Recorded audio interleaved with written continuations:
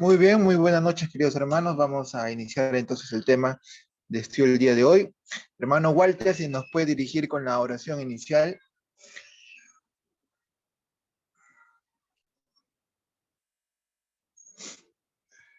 Ya, ya, hermano. Ya, listo. Adelante, hermano. Ya,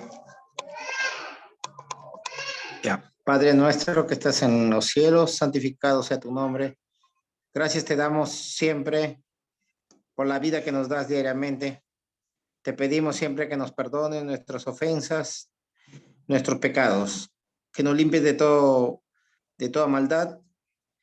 Y también te pedimos que nos bendigas a todos y también a todos los que están participando en este y también en este evento. También te pido las bendiciones para el hermano José que va a ser el que va a predicar, pero claro, todo, que sea el Espíritu Santo el que se inspire por él también. Te lo pedimos todos estos favores en el nombre de tu Hijo amado Cristo Jesús. Amén.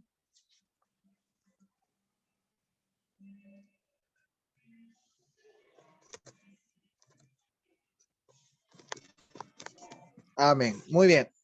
Entonces, el tema para el día de hoy es el gran reloj de tiempo en la profecía divina. Lo que vamos a estudiar ahora es averiguar si en el cielo, donde vive Dios, existe un reloj de tiempo en la cual deben marcar hechos proféticos o acontecimientos que se han dado a lo largo del tiempo en nuestro planeta Tierra. Entonces vamos a empezar de una vez con el tema y vamos a leer este libro muy conocido por todo adventista del séptimo día, llamado El deseado de todas las gentes, escrito por la señora Elena de White. Vamos a leer el capítulo número 3. No es tan grande, pero nos va a dar una luz interesante en cuanto al reloj del tiempo de Dios. Vamos a leer entonces. Capítulo 3. El cumplimiento del tiempo. Y nos cita acá a Gálatas. Mas venido el cumplimiento del tiempo, Dios envió a su Hijo para que redimiese a los que estaban debajo de la ley, a fin de que recibiésemos la adopción de hijos. La venida del Salvador, o sea, de Jesús, había sido predicha ya en el huerto del Edén.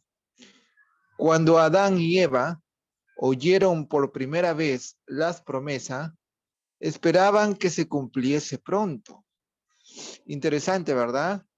La primera promesa mesiánica fue, recordemos, cuando estuvo con la serpiente y le dijo, eh, ella te herirá en el cañar, pero tú le pisarás la cabeza. Ese era el mensaje de que iba a venir una simiente, un hijo prometido, en la cual los iba a restaurar de la maldad del pecado.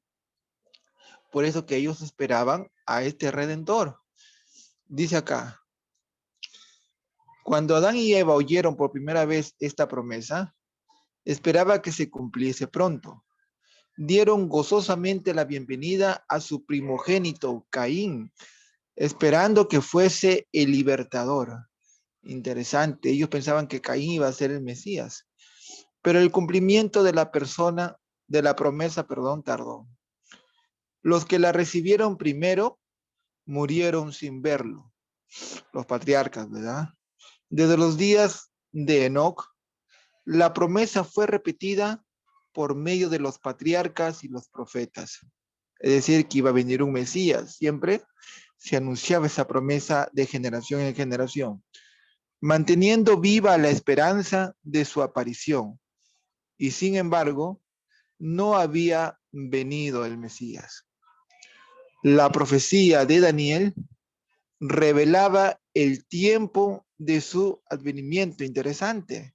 Cuando nosotros leemos el libro de Daniel, Daniel 8, 9, acerca de las 70 semanas, dice, revelaba el tiempo de su advenimiento. Pero no todos interpretaban correctamente el mensaje. Transcurrió un siglo tras otro y las voces de los profetas cesaron. La mano del opresor pesaba sobre Israel. En este caso, siempre Israel ha sido presa, ¿no? De grandes imperios, Babilonia, Medo-Persia, Grecia, y ahora, en ese tiempo, de Roma, ¿verdad? Roma era el opresor de Israel. Y muchos estaban listos para exclamar, se han prolongado los días y fracasa toda visión. Sigue diciendo, pero como las estrellas en la vasta órbita de su derrotero señalado, los propósitos de Dios, es decir, lo que Dios desea, el propósito, su finalidad, no conocen premura, es decir, no se adelanta, ni tampoco conocen demora. Es decir, los propósitos de Dios, el plan de Dios, no se adelanta ni se atrasa. Por los símbolos de las densas tinieblas y el horno humeante, Dios había anunciado a Abraham la servidumbre de Israel en Egipto. Interesante. Ya Dios le había dado el tiempo en que los hijos de Abraham iban a ser siervos en Egipto y había declarado que el tiempo de su estadía allí abarcaría 400 años. ¿Será que Dios conoce el futuro? Interesante, ¿no? ¿Conoce el tiempo? Interesante. Después de esto, dijo Dios, saldrán con grande riqueza y contra esta palabra se empeñó en vano todo el poder del orgulloso imperio de los faraones. En el mismo día señalado por la promesa divina, salieron todos los ejércitos de Jehová de la tierra de Egipto. Salieron en Pascua, ¿verdad? Un 14 mataron al cordero y el día 15 de Abib o Nisan salieron de Egipto, ¿verdad? Se liberaron del yugo de Egipto, un 15, interesante. Sigue diciendo la profeta del Señor. Así también fue determinado en el concilio celestial. Recordemos que el concilio celestial es la reunión de los tres seres, ¿verdad? De las tres personas. El Padre, el Hijo, el Espíritu Santo. Ese es el concilio celestial. Dice, así también fue determinada en el concilio celestial la hora en que Cristo había de venir. Tremendo, hermanos, tremendo. Y cuando el gran reloj del tiempo, ¿qué dice acá la hermana Juárez? Cuando el gran reloj del tiempo marcó aquella hora, Jesús nació en Belén. ¿Será que Dios conoce los tiempos? ¿Será que los propósitos de Dios no conocen ni premura ni demora? Interesante, ¿verdad? Interesante. Entonces, sabemos que hay un reloj de tiempo en el cielo en la cual el Padre, el Hijo y el Espíritu Santo cumplen sus planes o propósitos. Más venido el cumplimiento del tiempo, como dice Pablo en Gálatas capítulo 4, Dios envió a su Hijo.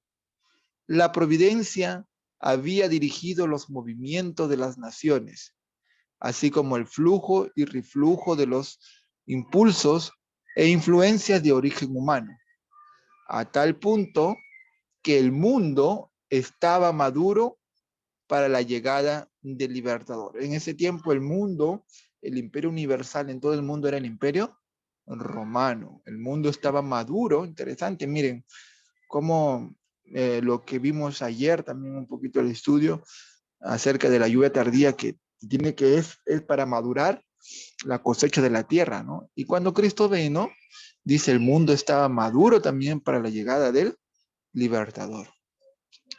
Las naciones estaban unidas bajo un mismo gobierno, el Imperio Romano.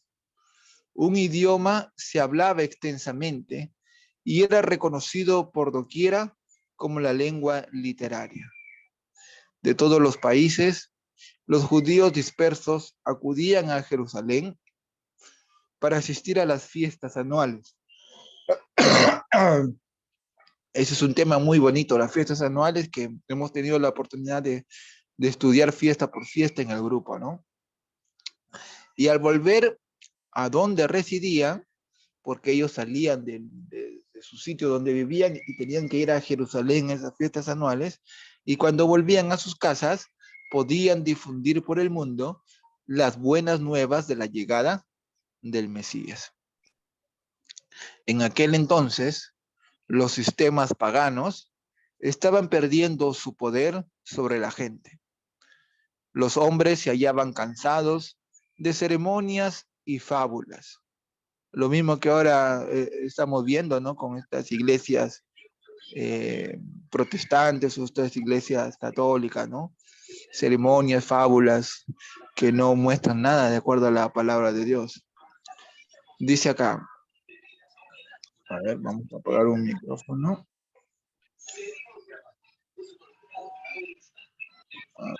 Quitamos, ¿no? Ya está. Dice, los hombres se hallaban cansados de ceremonias y fábulas. Deseaban con vehemencia una religión que dejase satisfecho el corazón. Aunque la luz de la verdad parecía haberse apartado de los hombres, había almas, es decir, personas, que buscaban la luz, llenas de perplejidad y tristeza. Anhelaban conocer al Dios vivo. Mira, interesante cómo en ese tiempo las personas conocían del nombre de Jehová, del Dios vivo, a fin de tener cierta seguridad de una vida allende a la tumba. Al apartarse los judíos de Dios, ¿qué pasó? Los judíos se apartaron de Dios. La fe se había empañado y la esperanza casi había dejado de iluminar lo futuro. Las palabras de los profetas no eran comprendidas, es decir, que no querían averiguar acerca de las profecías, ¿no? Dice acá, la esperanza había dejado de iluminar lo futuro. Lo futuro es la profecía, lo que se va a cumplir más adelante. No querían saber nada de las profecías. Para las muchedumbres, la muerte era un horrendo misterio. Más allá, todo era incertidumbre y lobreguez. No era solo el lamento de las madres de Belén, sino el clamor del inmenso corazón de la humanidad, el que llegó hasta el profeta a través de los siglos. La voz oída en Ramá, grande lamentación, lloro y gemido. Raquel que llora a sus hijos y no quiso ser consolada porque perecieron. Los hombres moraban sin consuelo en región y sombra de muerte. Con ansias en los ojos esperaban la llegada del libertador, cuando se disiparían las tinieblas y se aclararía el misterio de ¿qué cosa? De lo futuro. Interesante. Sigamos.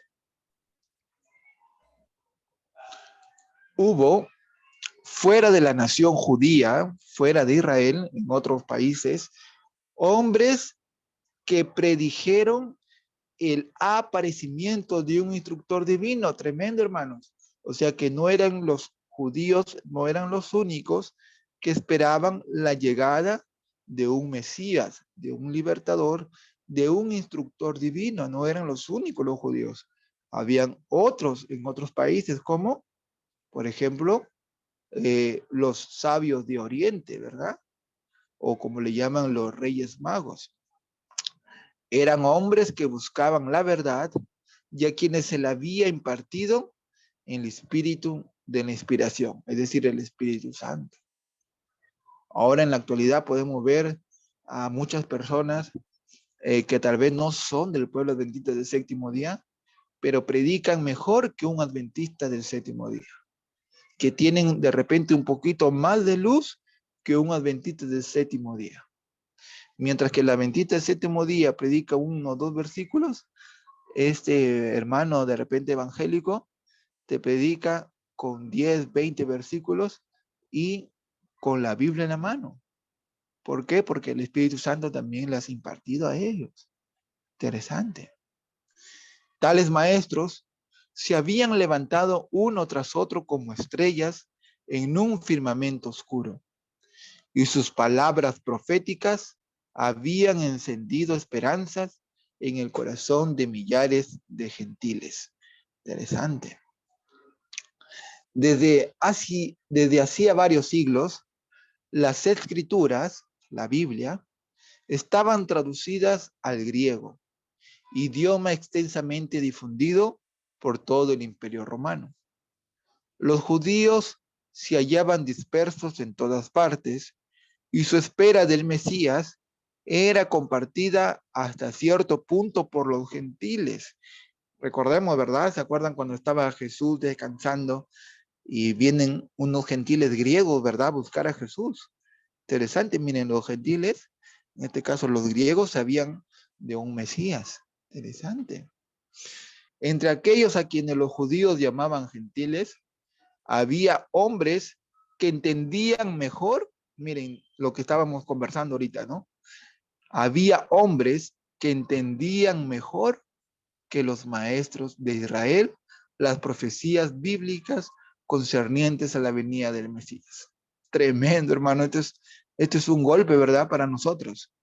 Que un hermano testigo de Jehová, pentecostal, sepa más de las profecías que un adventista del séptimo día que es del pueblo de Dios. Un golpe bajo, ¿verdad? Algunos le esperaban como libertador del pecado. Los filósofos se esforzaban por estudiar el ministerio de la economía judía, la economía hebraica. Cuando nosotros vamos a ese término o concepto de economía, en esos tiempos, ustedes pueden buscarlo en el diccionario, la economía se refiere a todo el sistema de ceremonias que se hacía en Israel. Por eso que ellos estudiaban las ceremonias del santuario. ¿Por qué los judíos mataban un corderito que representaba esa sangre? Esa es la economía hebraica. Todos los sistemas que se hacían en el santuario en Israel. Pero el fanatismo de los judíos estorbaba la difusión de la luz. Resueltos, perdón, a mantenerse separados de las otras naciones, no estaban dispuestos a impartirles el conocimiento que aún poseían acerca de los servicios simbólicos. Se volvieron egoístas con el conocimiento, ¿no? A veces nos pasa a nosotros que ya conocemos algo y en lugar de enseñarlo, a veces por nosotros mismos no lo guardamos para nosotros, ¿no? Y hay otras veces también que nosotros queremos enseñarlo, pero no se nos da, no se nos abre las puertas para enseñarlo, ¿no? Y si le enseñamos, pues somos mal vistos. Entonces hay de los dos sentidos, ¿no? De los dos sentidos. Pero dice acá que el pueblo de Israel no quería impartir este conocimiento a los demás pueblos. Debía venir el verdadero intérprete, Jesús, aquel que fuera prefigurado por todos los símbolos, quien debía explicar su significado. Y lo hizo, ¿verdad, Jesús? Sigamos. Dios había hablado al mundo por medio de la naturaleza. Las figuras, los símbolos, los patriarcas y los profetas. Las lecciones debían ser dadas a la humanidad en su propio lenguaje. El mensajero del pacto debía hablar, Jesús, el mensajero del pacto. Su voz debía oírse en su propio templo, y lo hizo. Cristo debía venir para pronunciar palabras que pudiesen comprenderse clara y distintamente. Él, Jesús, el autor de la verdad, debía separar la verdad del tamo, de la basura, ¿no? La verdad del error, de las declaraciones humanas que habían anulado su efecto. Los principios del gobierno de Dios y el plan de redención debían ser definidos claramente. Y aunque Jesús enseñó este plan de redención a través de parábolas, de símbolos, muchos aún, sus discípulos no entendieron el plan de redención. Y básicamente, ¿por qué? Porque ya los maestros judíos tampoco entendían y tampoco enseñaban. Por eso se hizo como una piedra dura, ¿no? De entender. Sigue diciendo la hermana Huay en Deseo a todas las gentes. Las lecciones del Antiguo Testamento debían ser presentadas plenamente a los hombres. Quedaban, sin embargo, entre los judíos, muy bien, almas firmes, descendientes de aquel santo linaje por cuyo medio se había conservado el conocimiento de Dios.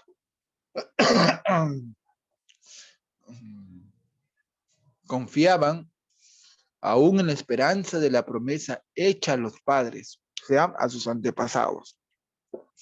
Fortalecían su fe, espaciándose en la seguridad dada por Moisés, cuando dijo: el Señor vuestro Dios os levantará profetas de vuestros hermanos como yo. A él oiréis en todas las cosas que os hablaré. Además,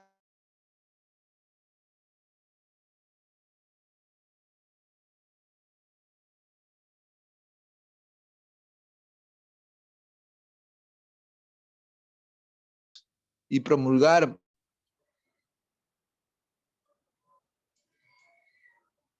Muy bien, se me cerró acá la computadora.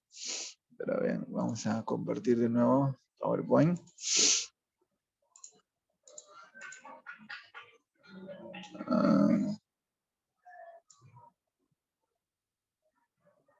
Acá está. Tanto trabajo, mira.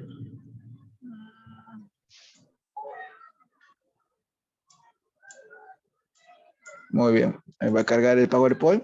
Vamos a continuar con la lectura del capítulo 3 del deseado de toda la gente.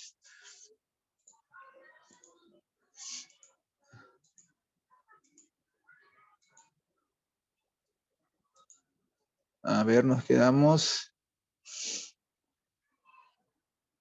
Este ya lo leímos.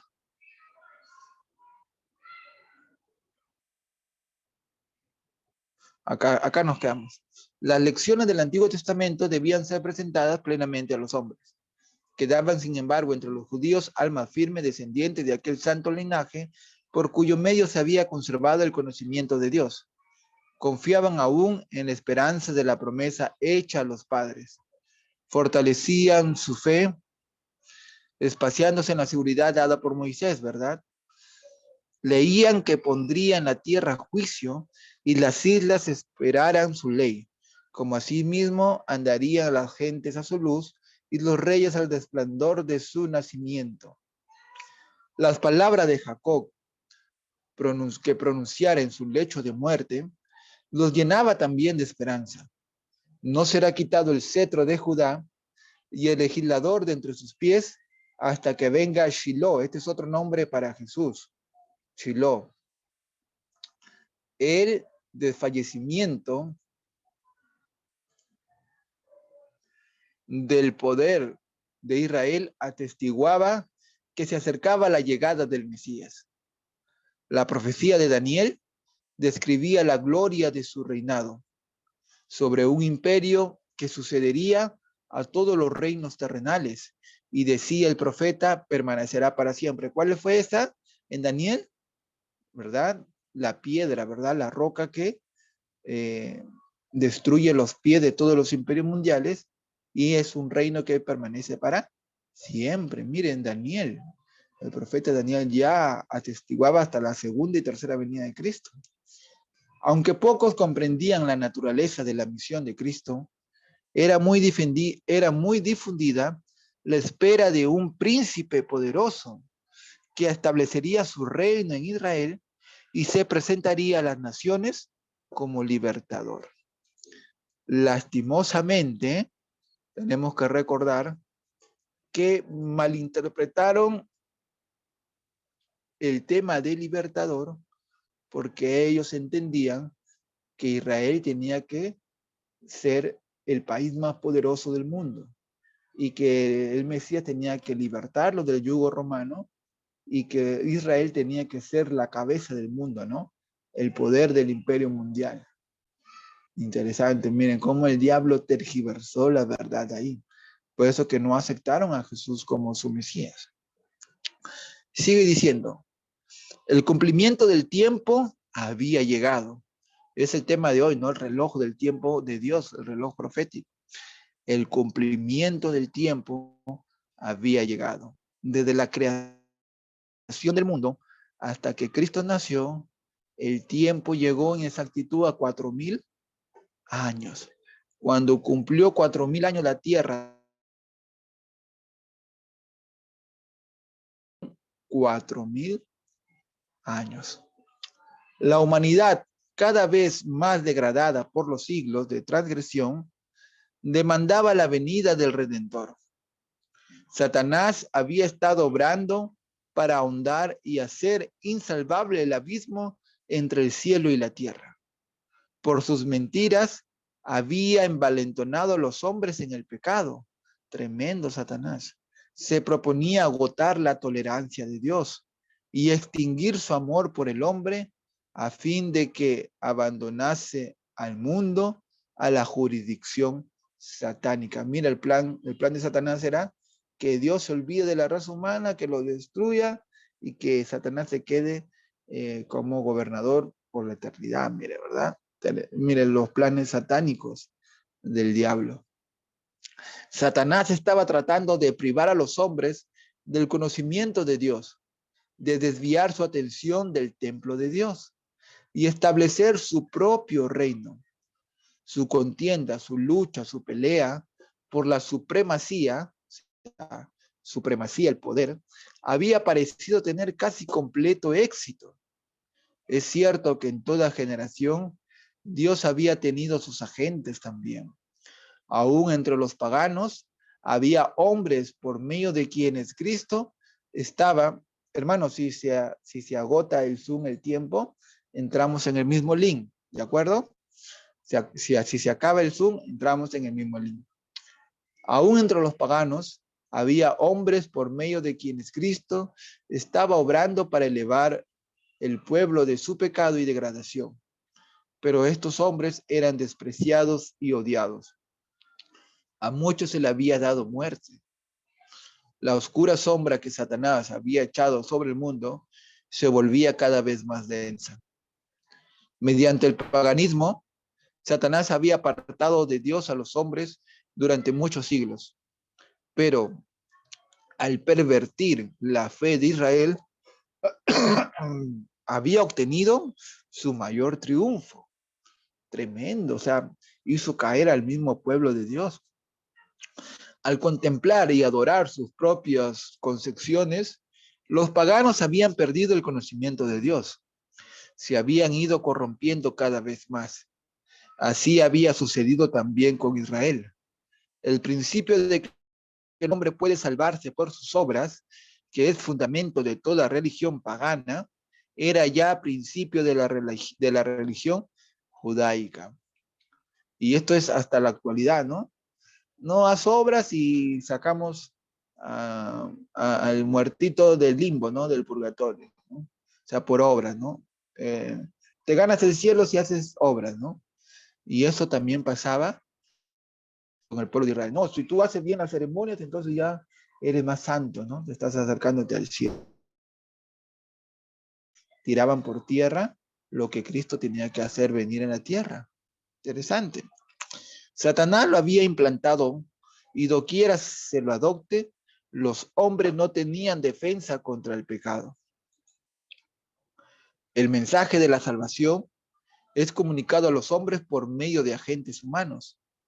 Pero los judíos habían tratado de monopolizar la verdad, que es vida eterna.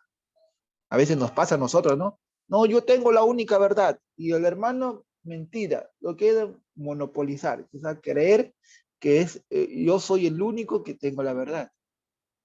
Interesante. A veces hasta nosotros mismos nos pasa, ¿no? No, no, hermano, tu interpretación está errónea, está mal. No tiene sentido monopolizar la verdad. Cuando deberíamos analizar y estudiar si es correcto, si está la ley y el testimonio. Habían atesorado el maná viviente que se había trocado en corrupción. La religión que había tratado de guardar para sí llegó a ser un escándalo. Privaban a Dios de su gloria y defraudaban al mundo por una falsificación del evangelio. Se habían negado a entregarse a Dios para la salvación del mundo y llegaron a ser agentes de Satanás para su destrucción. El pueblo a quien Dios había llamado para ser columna y base de la verdad, había llegado a ser representante de Satanás. Hacía la obra que éste deseaba que hiciese y seguía una conducta que representaba falsamente el carácter de Dios y le hacía considerar por el mundo como un tirano. Los mismos sacerdotes que servían en el templo habían perdido de vista el significado del servicio que cumplían. Interesante en la parábola del buen samaritano, ¿no? Aún los mismos sacerdotes judíos, los levitas, habían perdido el servicio de amor al prójimo. Habían dejado de mirar más allá del símbolo a lo que significaba. Al presentar las ofrendas de los sacrificios, eran como actores de una pieza de teatro tremendo, hermano. Eran como robots mecánicos. Ceremonia, ceremonia, pero nada del símbolo que representaba esa ceremonia. Nada de quién representaba ese corderito. Los ritos que Dios mismo había, ¿no?, eran trocados, torcidos, en medio de cegar la mente y endurecer el corazón. Dios no podía hacer ya más nada para el hombre por medio de ellos. Todo el sistema debía ser desechado. Tremendo, se corrompió tanto los ritos y ceremonias que hasta empezaron a hacer negocios, ¿verdad? Ya se confabulaban con los que vendían los corderitos para aumentar el precio de los corderos, ¿verdad? Cuando llegaban las fiestas. Tremendo. Y le daban su tajada, su porcentaje a la, ¿no? Por eso que se peleaban aún para entre ellos quién, los de alto cargo, ¿no? ¿Sucederá lo mismo ahora? Puede ser, ¿no? Puede ser que esté sucediendo lo mismo también con nuestros pastores, nuestros ministros, ¿no? Los ancianos, aquellos que tienen cargo, ¿verdad? Bien, sigamos. El engaño del pecado, hermanos, si se termina el tiempo, entramos en el mismo link, ¿de acuerdo? El engaño del pecado había llegado a su culminación. Habían sido puestos en operación todos los medios de depravar las almas de los hombres. El Hijo de Dios, mirando al mundo, contemplaba sufrimiento y miseria. Veía cómo los hombres habían llegado a ser víctimas de la crueldad satánica. Miraba con piedad a aquellos a quienes estaba corrompiendo, matando y perdiendo. Había elegido a un gobernante que los encadenaba como cautivos a su carro. Aturdidos y engañados, avanzaban en lóbrega procesión hacia la ruina eterna, hacia la muerte en la cual no hay esperanza de vida, hacia la noche que no ha de tener mañana. Los agentes satánicos estaban incorporados con los hombres, tremendo. Los cuerpos de los seres humanos, hechos para ser morada de Dios, habían llegado a ser habitación de demonios, tremendo, hermanos.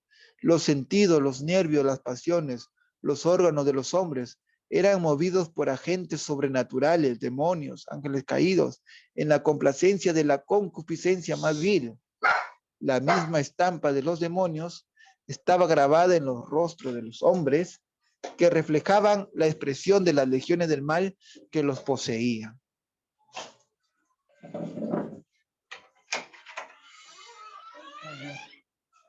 Buenas. Fue lo que contempló el Redentor del mundo. Qué espectáculo para la pureza infinita, ¿verdad? Todo lo que atestiguó Jesús en su tiempo, ¿verdad? Mercaderes en el templo. Muy bien, no había amor al prójimo, etcétera, etcétera, ¿verdad? Sigamos. El pecado había llegado a ser una ciencia y el vicio era consagrado como parte de la religión. La rebelión había hundido sus raíces en el corazón y la hostilidad del hombre. El hombre era muy violento contra el cielo.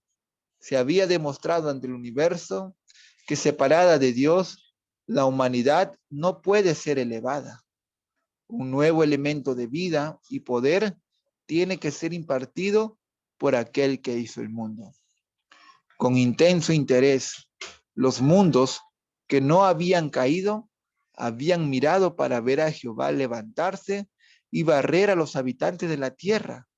Y si Dios hubiese hecho esto, imagínense, Satanás estaba listo para llevar a cabo su plan de asegurarse la obediencia de los seres celestiales. ¿Qué hubiera pasado si Dios dice, ya el hombre no hace caso, desobediente, busca la maldad, eliminados en un abrir y cerrar de ojos? Satanás había ganado, ¿verdad? Entonces los seres humanos de otros planetas pensarían que Dios era un tirano, ¿verdad?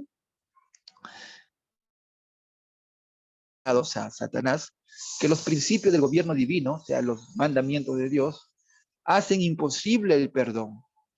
Si el mundo hubiera sido destruido, habría sostenido que sus acusaciones eran ciertas. Miren, Satanás estaba listo para echar la culpa sobre Dios a los mundos superiores, pero en vez de destruir al mundo, Dios envió a su Hijo. Qué hermoso, ¿verdad? Qué hermoso. Aunque en todo rincón de la provincia enajenada se notaba corrupción y desafío, se proveyó un modo de rescatarla. En el mismo momento de la crisis, cuando Satanás parecía estar a punto de triunfar, el Hijo de Dios vino como embajador de la gracia divina